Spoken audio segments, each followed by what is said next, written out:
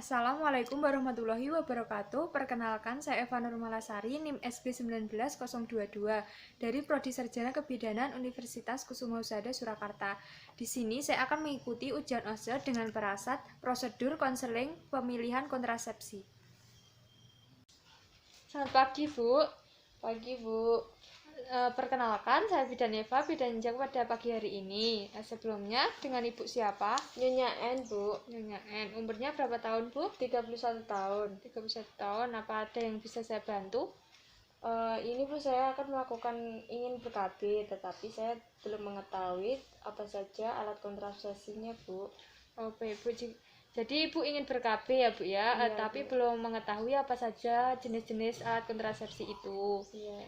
Sebelumnya, apakah Ibu sudah pernah melahirkan? Sudah, Bu. Saya habis melahirkan anak laki-laki saya baru 2 bulan yang lalu. Oh, baru 2 bulan ya, Bu. Iya, Bu. Apakah menyusui secara eksklusif? Iya, Bu. Oh, baik. Pernah mengalami keguguran? Tidak pernah, Bu. Baik, tidak ya, Bu ya. Baik, Bu, kalau begitu di sini nanti saya akan melakukan konseling untuk pemilihan kontrasepsi. Saya akan menjelaskan apa saja jenis-jenis alat kontrasepsi itu dari cara kerjanya, lalu keuntungan dan kerugiannya ya, Bu ya. Iya, Bu. Apakah Ibu bersedia? Bersedia. Sebelumnya saya izin untuk menutup tirai dan mencuci tangan terlebih dahulu ya, Bu. Baik, Bu. Menutup tirai.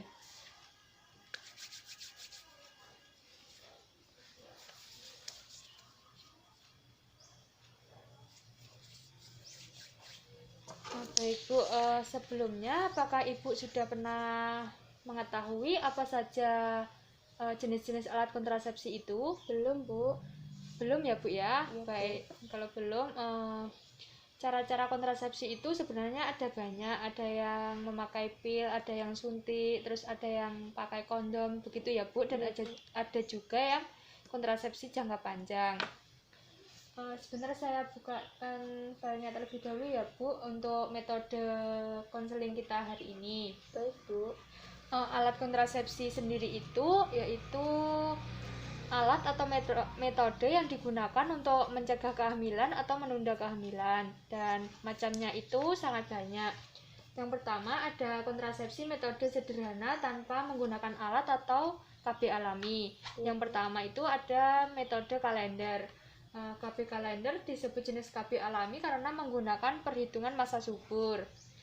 Artinya ibu dianjurkan untuk menghindari berhubungan seks ketika di masa suburnya itu, Bu.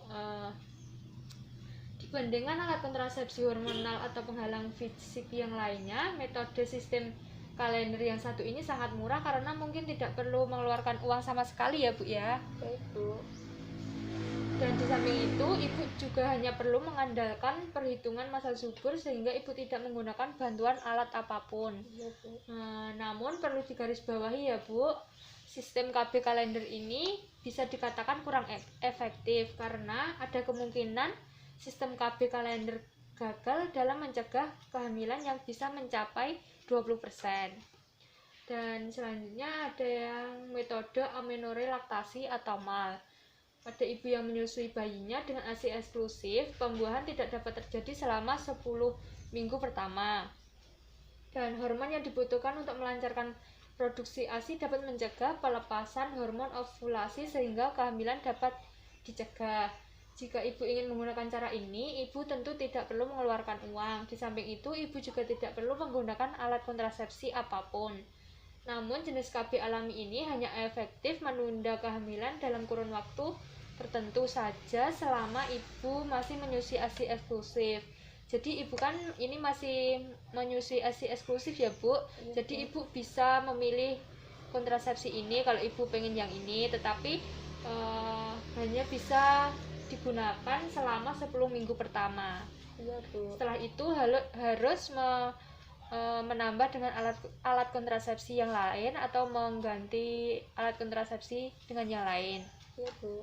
Selanjutnya ada ovulasi biling atau cervical mucus atau mukosa vagina. Jadi ketika kita masa subur itu ada tanda-tanda ya, Bu ya. Salah satunya yaitu keluarnya cairan keputihan yang lengket. Ada lendir di dalam area kewanitaan kita. Namun ketika masa subur, keputihannya itu bersifat seperti gel, Bu, dan bisa ditarik, bisa molor kayak gel gitu, bisa sampai sekitar 10 cm. Itu salah satu ciri-ciri ketika kita pada masa subur.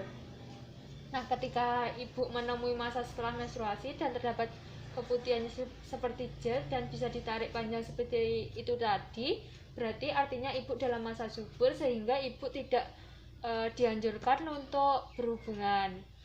Jadi hindari pada masa itu.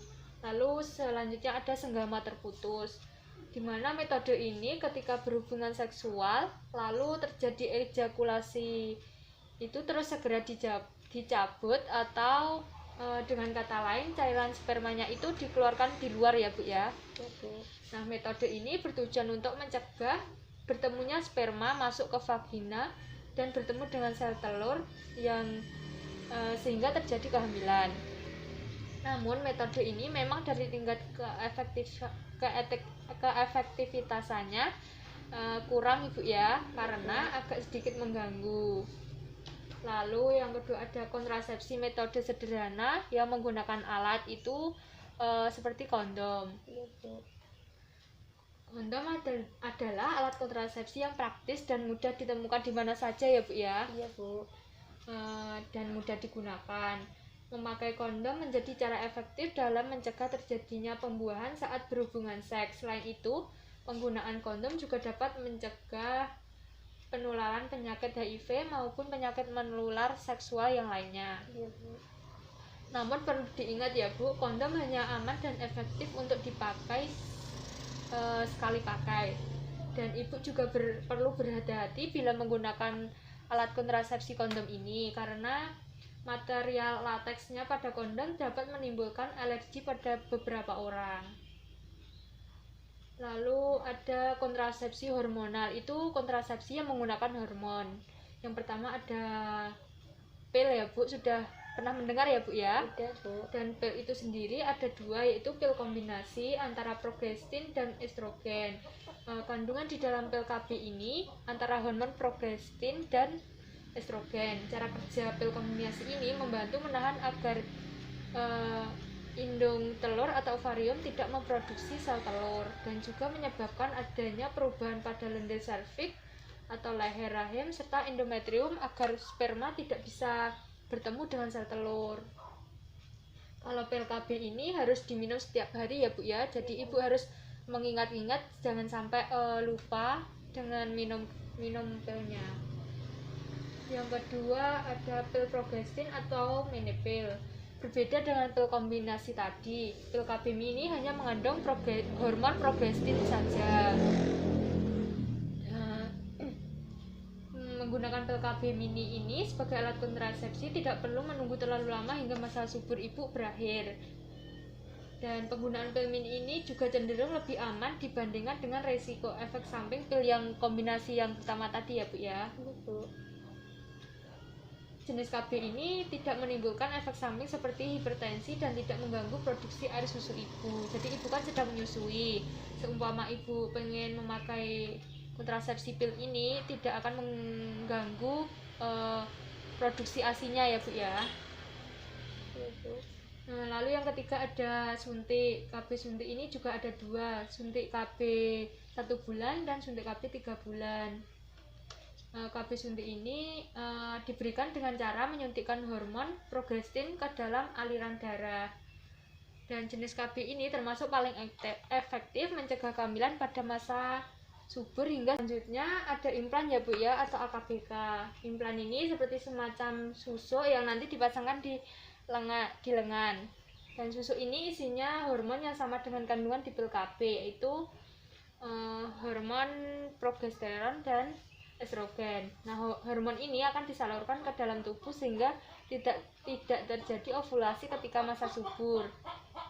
Keuntungannya dari KB implan ini bisa digunakan untuk jangka panjang sekitar 5 tahun atau 3 tahun. Dan kalau pakai KB implan ini, ibu tidak perlu repot-repot untuk mengingat-ingat seperti yang memakai pil KB atau suntik ya Bu ya. Iya Bu. Nah, biasanya implan itu dipasang di lengan bagian kiri atas. Mengapa di lengan kiri? Karena kalau di lengan kanan itu biasanya sering dibuat aktivitas seperti mengangkat barang-barang yang berat begitu ya Bu ya. Bu. Dan nanti pemasangannya akan dilakukan operasi kecil di sini, nanti akan disobek kecil, lalu alat implannya itu dimasukkan. Lalu untuk tingkat keefektivitasannya memang terbilang cukup bagus karena presentasi untuk terjadinya kehamilan atau kebobolan itu sangat kecil. Lalu yang terakhir ada kontrasepsi non hormonal, yaitu IUD atau spiral atau AKDR. Nah, IUD ini alat kontrasepsi yang berbentuk seperti huruf T, seperti ini ya Bu ya. Iya Bu. Nah, alat kontrasepsi ini dipasang di dalam rahim dengan menyisakan sedikit benang dalam vagina untuk menandakan posisinya. Hormon yang mengandung di IUD ini hormon progesteron sintetis yang dapat membuat dinding rahim menebal sehingga mencegah terjadinya pembuahan. Nah, IUD ini termasuk alat kontrasepsi yang dapat digunakan untuk waktu jangka panjang juga. Memasangnya sekali untuk periode waktu tertentu. Dan setelah IUD dilepas pun masa suburnya nanti bisa langsung normal kembali ya Bu, bisa langsung subur. Sayangnya posisi alat IUD ini bisa bergeser Bu saat berada di dalam rahim, jadi bisa membuat penggunaannya terasa tidak nyaman, terutama pada saat melakukan hubungan. Lalu yang terakhir kontrasepsi non hormonal, yaitu kontrasepsi mantap atau sterilisasi. Tetapi kontrasepsi sterilisasi ini jarang ya Bu peminatnya, karena bisa benar-benar membuat ibunya itu tidak bisa hamil lagi. Nah, kontrasepsi sterilisasi ini ada dua, yaitu ada yang untuk wanita dan ada yang untuk pria. Kalau yang untuk wanita itu namanya pemotongan tuba falopi. Jadi tuba falopi itu seperti saluran yang dipakai untuk tempat bertemunya sel sperma dan sel telur. Nah, biasanya itu nanti diikat atau dipotong, jadi dia menghalangi sel telur. Bu, itu tadi jenis-jenis alat kontrasepsinya banyak sekali ya Bu ya. Iya, Bu. Apakah Ibu sudah paham? Insya Allah sudah Bu. Baik Bu, kalau sudah paham, Ibu nanti bisa berdiskusi dengan suaminya dulu, nggak apa-apa ya Bu ya? Iya Bu. Apakah ada yang ditanyakan Bu? Belum Bu. Baik Bu, kalau belum nanti jika sudah mantap dengan pilihannya, Ibu bisa kembali ke sini, nanti bisa saya bantu untuk pemasangannya ya Bu ya. Baik Bu. Sebelumnya saya izin untuk pulang terlebih dahulu ya Bu. Iya Bu, Terima silahkan. Hati-hati di jalan ya Bu ya. Iya Bu. Lembar dokumentasi. DS nama Nyonya N, umur 31 tahun, telah melahirkan seorang anak laki-laki berusia 2 bulan. Menyusui secara eksklusif, tidak pernah mengalami keguguran. Ibu menyatakan bahwa tidak memahami tentang jenis-jenis alat kontrasepsi. DO tekanan darah 120/800, nadi 80 kali per menit, suhu 36,5 derajat Celcius, pernapasan 24 kali per menit. Implementasi, bidan memberikan konseling pemilihan kontrasepsi. Evaluasi, setelah dilakukan konseling, pasien sudah memahami jenis-jenis semua alat kontrasepsi dan akan berdiskusi dulu dengan suami di rumah untuk pemilihan apa yang cocok. Nama pelaksana Eva Normalasari, tanda tangan.